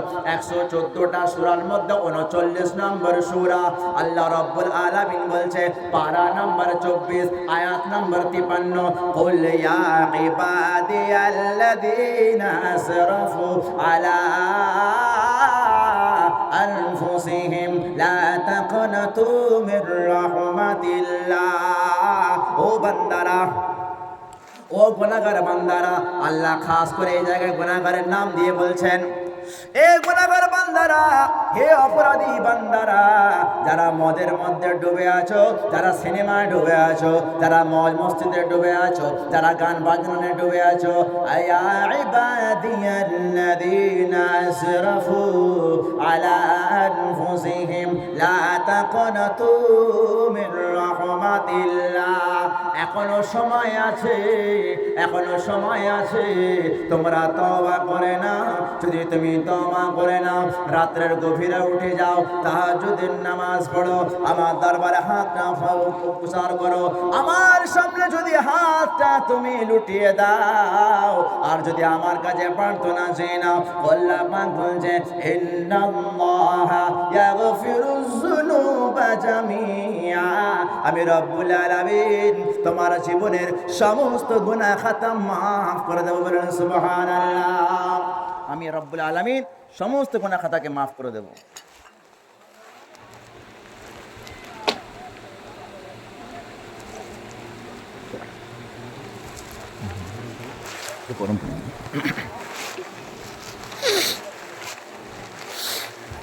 এটা হলো ওয়ার্নিং, এটা হলো ট্রেনিং, এটা হলো অ্যালার্ম, ফার্স্ট অ্যালার্ম।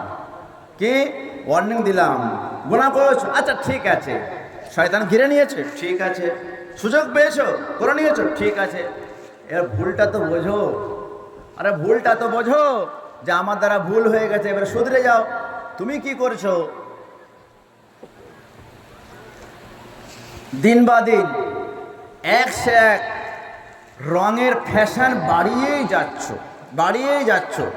যারা মুসলমানদের খুন নিয়ে হোলি খেলছে ইসরায়েল, তাদের সঙ্গে চুপি চুপি দোস্তি করছো। কথা বোঝা আসছে না?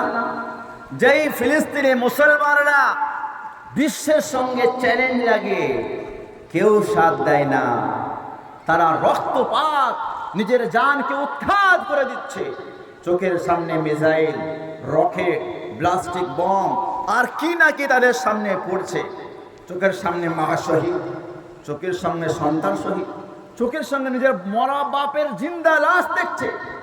ভেবে দেখেন কি অবস্থা হবে। লাশ তড়পাচ্ছে নিজের চোখের সামনে, চোখের সামনে বিল্ডিং ভেঙে বম্বিং ইসরায়েল এমন করছে, ওই পড়ে যাওয়া বিল্ডিং এর ভিতরে নিজের মা পড়ে আছে, নিজের ছোট মতো বোন পড়ে আছে, নিজের দাদা পড়ে আছে। বলুন কেমন জানার অবস্থা হবে? তোমরা এতই কাপুরুষ হয়ে গিয়েছো, তোমরা এত নির্লজ্জ হয়ে গিয়েছো, তোমাদের এতটুকু জ্ঞান হয়নি। এটা নবীর দেশ, আর মুসলমান সারা বিশ্বের এক রূহ এবং এক জিসিমের মানুষ। তোমার সামনে মুসলমানদেরকে এইভাবে নির্মমভাবে অত্যাচার করা হচ্ছে, তোমাদের কোনো হুঁশ আসে না, তাদের সঙ্গে কারবার করে যাচ্ছ। আল্লাহ পাক বলছে দেখো, পরের আয়াতটা এবার চলুন, পরের আয়াতটা ব্যাখ্যা। ওই জন্য কোরআন শরীফ সবটা পড়তে হবে, একটা পড়লে বুঝতে পারবে না। কেউ যদি এই আয়াত ধরে বসে থাকে, তারা সারা জীবন গুনাহ করবে, ভাববে যে আমার তো আল্লাহ মাফ করে দেবে। কথা বোঝা যাচ্ছে না? যদি এই আয়াতে যদি রয়ে যায় যে আর বলছে না আমি আর আগে যাবো না, এখানে রয়ে গেলাম, তাহলে কিন্তু সে জীবনে তওবা করতে পারবে না। যেমন কোরআন শরীফে একজন আছে ইয়া আইয়ুহান নাস, হে ব্যক্তি। অন্য জায়গায় আছে যে তুমি লা তাকরাবুস সালাহ, তুমি নামাজের কাছে যেও না, ওয়া আনতুম সুকারা, নেশা অবস্থায়। এ ওয়া আনতুম সুকারা আয়াতটা বাদ দিয়ে দিয়েছে, বলছে লা তাকরাবুস সালাহ না। আর আল্লাহ তো নিজেই নামাজ পড়তে মানা করেছে, বলুন নাউজুবিল্লাহ। কথা বুঝে আসছে না? যে আল্লাহ তো নিজেই নামাজ পড়তে মানা করেছে, তোমরা কেন যাচ্ছ? বলে কেন? কোরআনে আছে তো। ওই জন্য সবাই কোরআন কোরআন বললে আর হাদিস হাদিস বললে বিশ্বাস করবে না। আগে দেখুন যে কি আছে, কোথাকার জিনিস কোথায় জয়েন্ট লাগিয়ে দিয়েছে, কার মুখ, কার ধর, কার কান, আর জয়েন করে বলছে এই দেখো দোকান। না, আগে দেখতে হবে কোথায় কি আছে। লা তাকরাবুস সালাহ, নামাজের ধারে কাছে যেও না, ওয়া আনতুম সুকারা, নেশাগ্রস্ত অবস্থায়। তাহলে পরিপূর্ণ আয়াতটা পড়তে হবে। তো ঠিক এইখানেও এই আয়াতটা পড়ে শেষ করলে হবে না, এরপর আয়াত আল্লাহ পাক কি বলছে, ওয়া আনিবু ইলা রাব্বিকুম। আল্লাহ বলছে ঠিক আছে, অনেক গুনাহ করেছো, মন ভরেছে, মন ভরেছে, মানে ব্যাখ্যা বলছে এইভাবে, ব্যাখ্যা মানে আয়াতের ভঙ্গিমা বলছে মন ভরেছে তো। যখন মন ভরেছে তওবা করে নাও, মাফ চেয়ে নাও।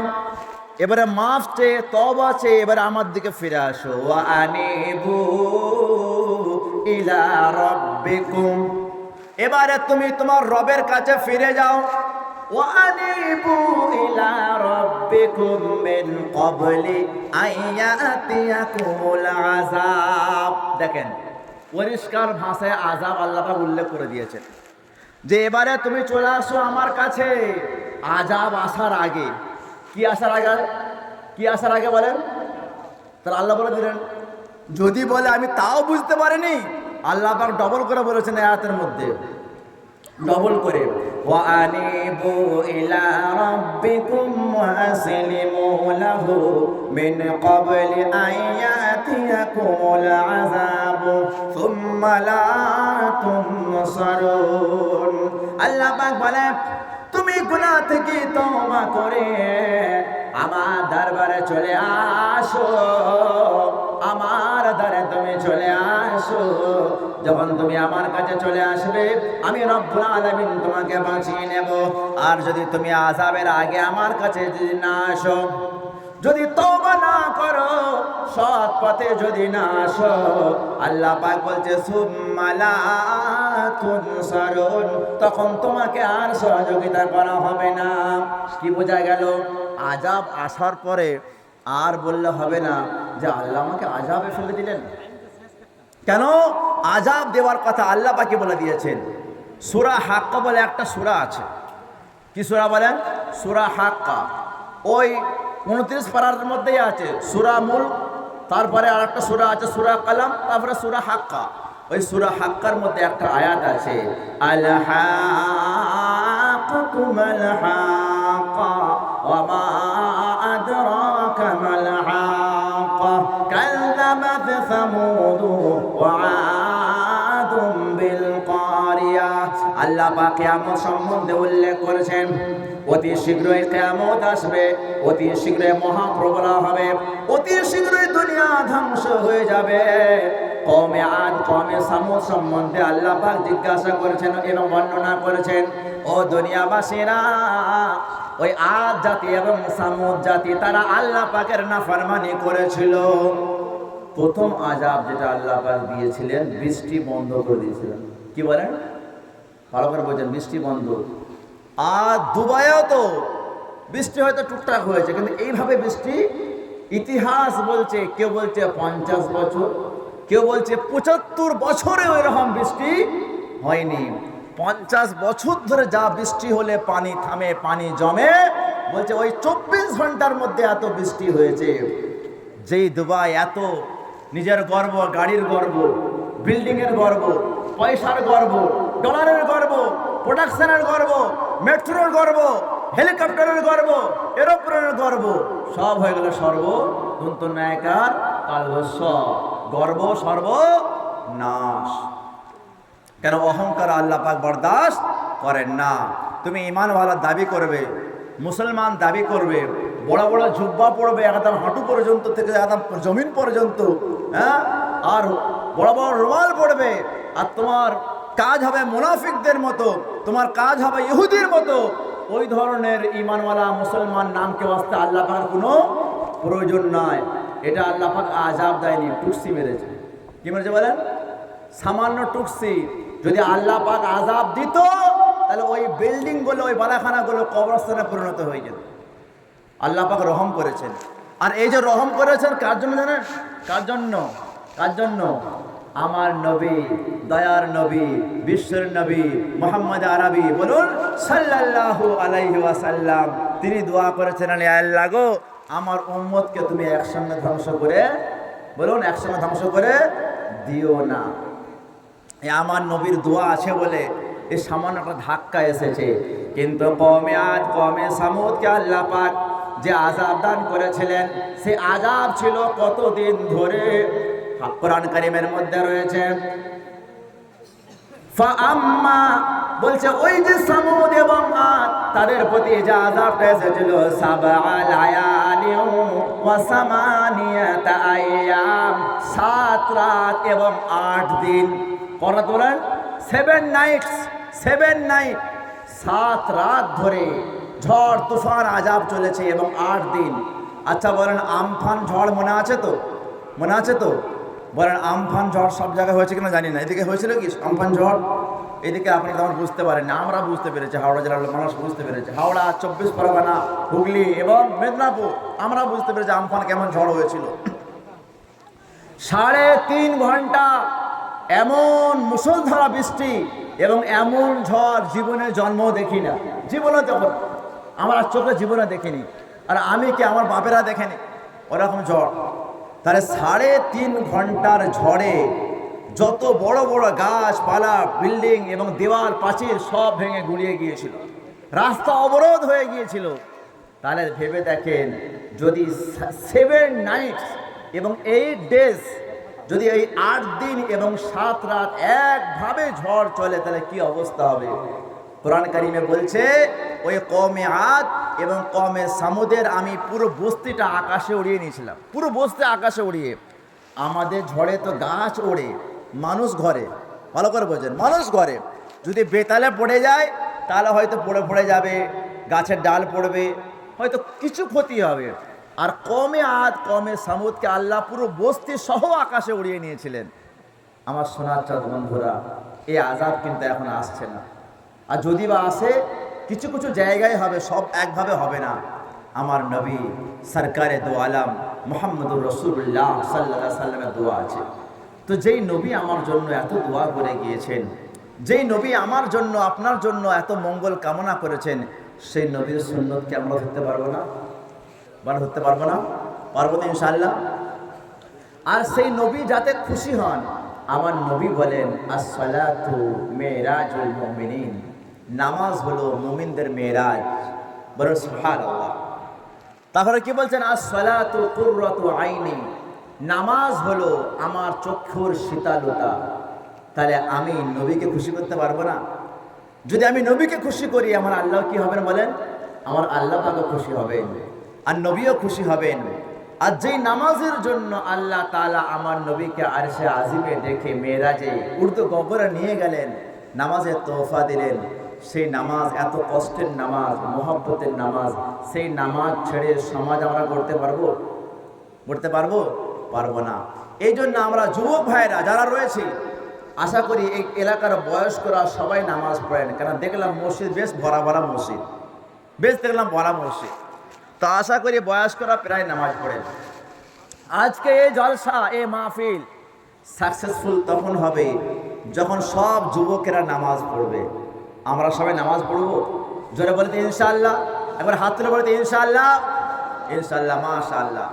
আচ্ছা, এই শুধু নামাজ পড়তে গেলে নামাজ জানতে হবে, জানতে হবে না? কি জানতে হবে? নামাজের মধ্যে কিরাত করা, কোরআন শরীফ পড়া ফরজ না ওয়াজিব না সুন্নত? বলেন, কি বলেন? ফরজ। হ্যাঁ, তাহলে এই নামাজ শিখতে গেলে আপনাকে কোরআন শিখতে হবে, আর কোরআন শিখতে গেলে মসজিদে মক্তব চালাতে হবে। কি করতে বলেন? মক্তব চলে এখানে, শুনলাম মক্তব চলে, বাচ্চাদের মক্তব চলে, বড়দেরও চালু করতে হবে। কেন? বাচ্চারাও শিখবে, বড়রাও শিখবে।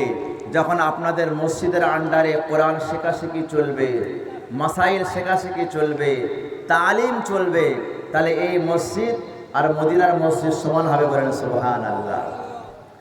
আর মক্তব বাচ্চারা যখন শিখবে, যখন আরবি পড়তে আসবে, তাই ওই বাচ্চাদের মধ্যে সামাজিকতা, মানসিকতা, মানবতা এবং দিনদারি সৃষ্টি হবে। আজ প্রায় বাচ্চার গার্জেনরা বলে যে হুজুর, আমার বাচ্চা আমার কথা শোনে না। কি করে কথা শুনবে? কারণ হলো আমি আমার বাচ্চাকে শুধু স্কুলে পড়াচ্ছি, মক্তবে পড়াচ্ছি না। মাদ্রাসায় পাচ্ছি না ঠিক আছে, কিন্তু কমসে কম মক্তবে তো পড়াতে পারবো। যখন আমি মক্তবে পড়াবো, আলিফ থেকে ইয়া পর্যন্ত বাচ্চা যখন পড়বে, একটা ঘটনা আছে বখতিয়ার কাকি রহমাতুল্লাহ আলাইহির ঘটনা, ভালো করে শুনবে, এক আল্লাহ ওয়ালির ঘটনা। বখতিয়ার কাকি রহমাতুল্লাহ আলাইহি বাচ্চা ছেলে ছিল। আজ আমরা বাচ্চা অবস্থায় ছেলেকে অন্য কিছু শেখাচ্ছি, কম্পিউটার শেখাচ্ছি, যখন কাঁদছে মোবাইল ধরিয়ে দিচ্ছি, খেলনা দিয়ে দিচ্ছি, কিন্তু কালিমা শেখাচ্ছি না, কোরআন শেখাচ্ছি না, ঈমান শেখাচ্ছি না। বখতিয়ার কাকি রহমাতুল্লাহ আলাইহি বাচ্চা ছেলে ছিলেন, তারে মা মাদ্রাসায় নিয়ে গেলেন, বাচ্চাকে হাতে ধরে হুজুরকে বলে, হুজুর মহাশয়, আমার এই ছোট বাচ্চাকে তুমি মানুষ করে দেন, আমার বাচ্চাকে দিনদার বানাবো, আল্লাহওয়ালা বানাবো, কোরআনওয়ালা বানাবো। তাকে যখন ওই মাদ্রাসায় ভর্তি নিয়ে নেওয়া হলো, ভর্তি নেওয়ার পরে হুজুর পড়া চালু করেছেন। আলিফ বা তা সা জিম হা খা দাল, আলিফ বা তা সা জিম হা খা দাল, জাল রা জা সিন শিন সাদ দাদ। যখন পড়া হয়ে গেল, মাদ্রাসার নিয়ম আছে, মক্তবের নিয়ম আছে, শুধু আরবি পড়িয়ে ছেড়ে দেওয়া হয় না, ঈমান শেখানো হয়, শেখানো হয় না? লাস্টে শেখানো হয় প্রথম কালেমা বলো লা ইলাহা ইল্লাল্লাহু মুহাম্মাদুর রাসূলুল্লাহ সাল্লাল্লাহু আলাইহি সাল্লাম। খাওয়ার আগে কি পড়তে হয়? বিসমিল্লাহ। খেয়ে কি বলতে হয়? আলহামদুলিল্লাহ। মসজিদে যাওয়ার সময় কোন পা আগে? ডান পা আগে। বাড়াবার সময় বাম পা আগে। শেখানো হয় না? ঈমান শেখানো হয়। আমাদের রিজিককে দান করেন, যারা বলেন আমাদের দোয়াকে শোনেন, আমাদের মওতকে দান করেন, আমাদের জীবনকে দান করেন। যখন সব কিছু প্রতিদিন প্র্যাকটিস করা হয়, ওই বাচ্চা মক্তব থেকে পড়ে যখন বাড়িতে যায়, খিদে লেগেছে, দুপুরবেলা ছুটি হয়ে গিয়েছে, মক্তবে তো আর থাকার ব্যবস্থা নাই, বাড়িতে যে খেতে হবে। মাকে বলছে ও মা, আমাকে খিদে লেগেছে, ভাত দাও, খাবার দাও। তখন মা বলছে এ দেখেন, আসল স্কুল, মাদ্রাসা, কলেজ হলো আমার মায়েরা, ঠিক না? আমাদের মা ভালো করে শুনবেন, যারা আমার মায়েরা এসছেন, বোনেরা এসছেন, বাচ্চা কিন্তু আসল শিক্ষা মেয়েদের থেকে শেখে, মায়ের থেকে শেখে। বাপ 24 ঘন্টার মধ্যে 6 ঘন্টা ঘুমায়, 8 ঘন্টা কাজে, আসতে যেতে 2 ঘন্টা, থাকলো ক ঘন্টা? কথা বুঝে আসছে? আর বাকি যদি বাচ্চা মক্তবে পড়ে 1 ঘন্টা, 21 ঘন্টা ওই বাচ্চাটা মায়ের কাছে আছে। যদি 6 ঘন্টা স্কুলে পড়ে, তাহলে 18 ঘন্টা মায়ের কাছে আছে, 19 ঘন্টা মায়ের কাছে আছে। তাহলে মা যেমন শেখাবে তেমন হবে। মা যদি আবু জেহেলের মতো মা হয়, তাহলে আবু জেহেল তৈরি হবে। আর যদি খাজা আজমিরি রহমাতুল্লাহ আলাইহি, তারপরে মেহবুবে সুবহানি, কুতুবে রব্বানি, যদি তার মতো মা হয়, তাহলে তেমন তৈরি হবে। তো বখতিয়ার কাকি রহমাতুল্লাহ মা ছিল বড় আল্লাহর ওলি। সে চিন্তা করলে আমি ছোট্টবেলায় বাচ্চাকে ঈমান তৈরি করব। তখন বলছে মা, বলে ও বখতিয়ার কাকি, তোমার হুজুর কি শিখিয়েছে বলো? খাবার কে দেয়? বলে আল্লাহ দেয়। তো যখন আল্লাহ দেয়, তাহলে মাকে কেন বলছো? কি বলছে? যখন আল্লাহ দেয় আমায় কেন বলছো? আল্লাহকে বলো। এবারে বাচ্চা খিদে অবস্থায় আছে, খিদে অবস্থায় কিছু ভালো লাগে? বলছে মা তাড়াতাড়ি বলো, কীভাবে আল্লাহকে বললো? মা বলছে তুমি অজু করো। অজু করেছে, বলে জোহরের নামাজ পড়ো। জোহরের নামাজ পড়েছে। এবারে ওই যে অজু জোহরের নামাজ পড়েছে, ওর মধ্যে মা ছুটে গিয়ে রান্নাশালে যে রুটি তৈরি করলো। কি তৈরি করলো? রুটি, খাবার, তরকারি রেডি করে নিল। রেডি করে পিছনে রেখে দিয়েছে। যখন নামাজ পড়া হয়ে গেছে, সালাম ফিরে দিয়েছে, বখতিয়ার কাকি বলে মা, নামাজ হয়ে গেল, খাবার এখন এলো না, আল্লাহ এখনো খাবার দেয়নি কেন? তারপরে বলছো বখতিয়ার, নামাজ পড়ে আল্লাহর কাছে দোয়া করো, আয় আল্লাহ মুঝে रोटी खिला दे, आय अल्लाह मुझे पानी पिला दे, मुझे भूख लगी है, मुझे भूख लगी है, प्यास लगी है। যখন দোয়া করছে, দোয়া মোনাজাত হয়ে গেছে, মা বলে পিছন দিকে তাকিয়ে দেখো, মনে হয় আল্লাহ দিয়েছে। যখন পিছনের দিকে তাকিয়ে দেখে, দস্তরখানায় রুটি আর তরকারি রয়েছে। বাচ্চা মনে করেছে আল্লাহ আসমান থেকে কি হয়েছে? আসমান থেকে রুটি তরকারি ছুঁড়ে দিয়ে দিয়েছে। বলে বাহ, গরম গরম রুটি আল্লাহ এক্ষুনি দিয়েছে। তারা রোজ নামাজ পড়তে হবে। কি করতে হবে বলে? রোজ নামাজ পড়তে হবে। আচ্ছা আপনারা বলুন, ওই আল্লাহ ছুঁড়ে দিয়েছে না মা তৈরি করে আনলো? বলেন। দিয়েছে তো আল্লাহ, অবশ্যই সবই আল্লাহ, কিন্তু তৈরি কে করলে? এখন মা তৈরি করে দিয়েছে। বাচ্চার ঈমান তৈরি হচ্ছে। প্রতিদিন এইভাবে বখতিয়ার কাকি মাদ্রাসা মক্তব থেকে আসে। আসার পরে রুটি পেয়ে যায় নামাজ পড়ার পরে। 1 বছর হয়ে যায়, 2 বছর হয়ে যায়, কয়েক বছর পরে হঠাৎ একটা পাশের বাড়ি মাইয়েত হয়ে গিয়েছে, তাদের আত্মীয়। বখতিয়ার কাকি রহমাতুল্লাহ আলাইহির মা ওই আত্মীয়র বাড়ি গিয়েছে মাইয়েতকে দেখার জন্য, যেহেতু সে কুটুম রিশতেদার হয়। আর যখন ছুটির টাইম হয়ে গেছে, সে ঘড়ি দেখে ছুটির টাইম হয়ে গেছে, হায় আল্লাহ আমি এবারে কি করব, আজকে তো আসল রহস্য ফাঁস হয়ে যাবে। হবে না? রোজ কে তৈরি করতো? মা তৈরি করতো, ছেলে খেত, আর ছেলে মনে করছে আল্লাহ আকাশ থেকে ফেলেছে। গরম পানি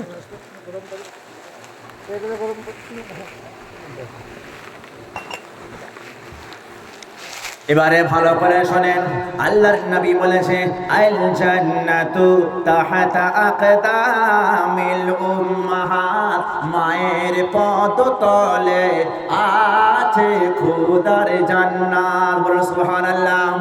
মায়ের কদম তলে আছে খোদার জান্নাত। সব হারালে সব পাওয়া যায়, মা তো পাওয়া যায় না। ঠিক না বেঠিক বলেন?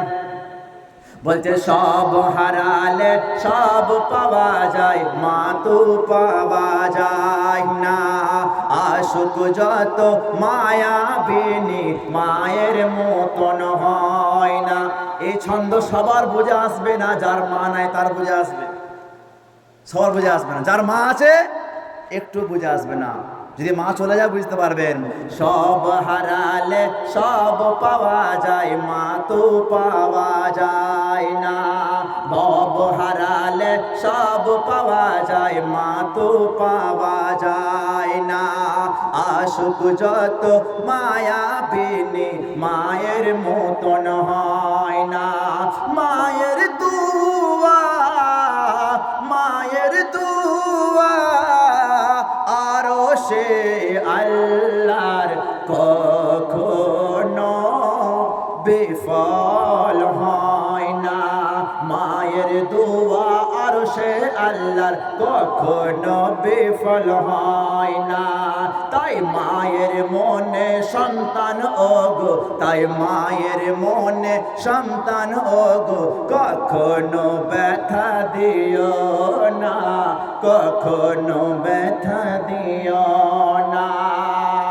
ওই মা দূরে রয়েছে, আর এতটা ডিস্টেন্স রয়েছে যে টাইমে মা পৌঁছাতে পারবে না, টাইমেও আসতেই পারবে না। এমত অবস্থায় মা আল্লাহর সানে দোয়া করেছে, আয় আল্লাহ আমি এত বছর ধরে আমার বাচ্চা বখতিয়ার কাকির জন্য ইমানটা তৈরি করেছি, যদি আজকে খাবার না পায় সেই বখতিয়ার কাকির ইমান নষ্ট হবে, হবে না? সে কি মনে করবে যে মনে হয় আল্লাহ আজকে আমাকে খাবার দিতে ভুলে গেছে। তখন মা দোয়া করেছে, আয় আল্লাহ যদি আজকে রাজ ফাঁস হয়ে যায়, যদি আজকে রহস্য ফাঁস হয়ে যায়, আমার ইজ্জত যাবে না গো মওলা, তোমার ইজ্জত যাবে। কি বলছে?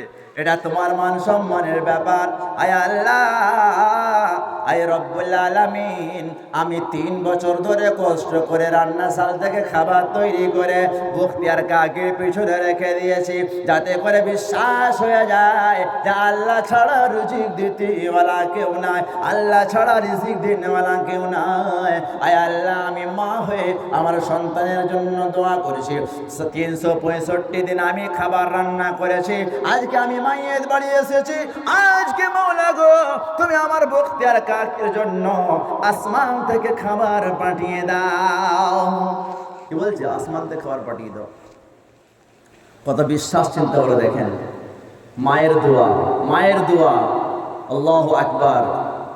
সেই মা যখন বাড়ি আসতে অনেক লেট হয়ে গেল, সূর্য ঢলে গেল, বিকাল হয়ে গেল, বাড়িতে এসে দেখে আমার বাচ্চা বখতিয়ার কাকি প্রতিদিন আমি একটা করে খাবার রান্না করি, হয় রুটি কিংবা চাওয়াল কিংবা যা কিছু একটা তরকারি, দুটো তরকারি থাকে, কিন্তু আজকে দেখেছে মা অসংখ্য দস্তরখানায় খাবার এবং রুটি ভাত যত ধরনের আইটেম হতে পারে সমস্ত কিছু খাবার রব্বুল আলামিন বখতিয়ার কাকির মুসাল্লার পিছনে সাজিয়ে দিয়েছেন। বলেন সুবহানাল্লাহ।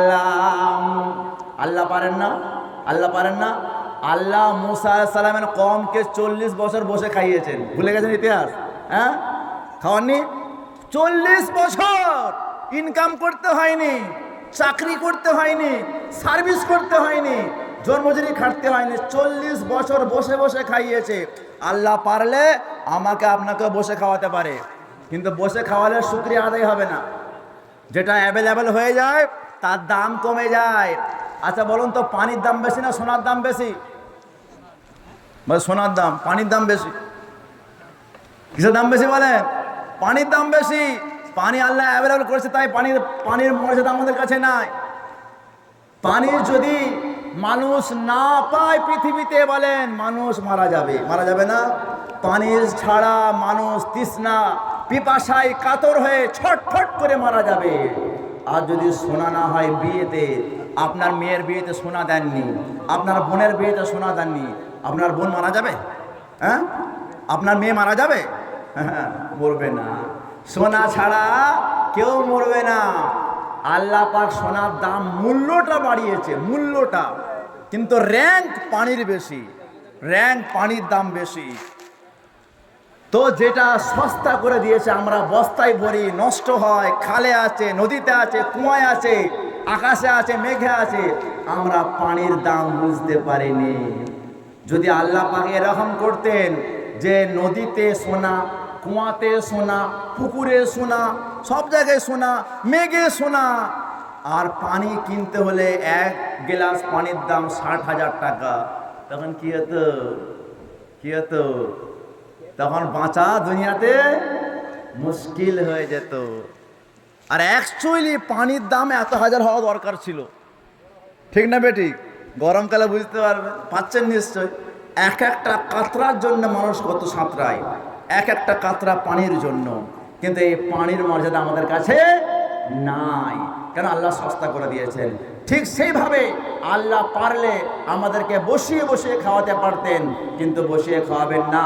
কারণ হলো, যদি আমাদেরকে বসিয়ে খাওয়াতো তাহলে ওই মুসা সালামের কওমের মতো আমরাও কি বলতাম? আল্লাহ আর ভালো লাগে না, বাটার খেতে আর ভালো লাগে না, রোজ ভালো ভালো দামি খাবার দিচ্ছে, বলছে ভালো লাগে না। বলে কি খাবো? কি খাবে বলো বান্দা? বলছে আদা খাবো, রসুন খাবো, মুসুর ডাল খাবো, ডাল খাবো। বলে আচ্ছা ঠিক আছে, আজ থেকে আসমানে খাবার কি হয়ে গেল? কি হয়ে গেল বলেন? বন্ধ হয়ে গেল। আদা খাবে, রসুন খাবে, মুসুর ডাল খাবে, যাও পাহাড়ে যাও, খুঁজো, মেহনত করো, পরিশ্রম করো। আর ওই পরিশ্রম এখনো চলছে। তাই আল্লাহ রাব্বুল আলামিন বুদ্ধি দিমাগ দিয়েছেন, বিবেচনা দিয়েছেন। বিবেচনা আমাকে কাজে লাগিয়ে কি করতে হবে? আমাদেরকে জান্নাতের পথটা ধরতে হবে ইনশাআল্লাহ। আল্লাহ তাআলা কি বলছেন?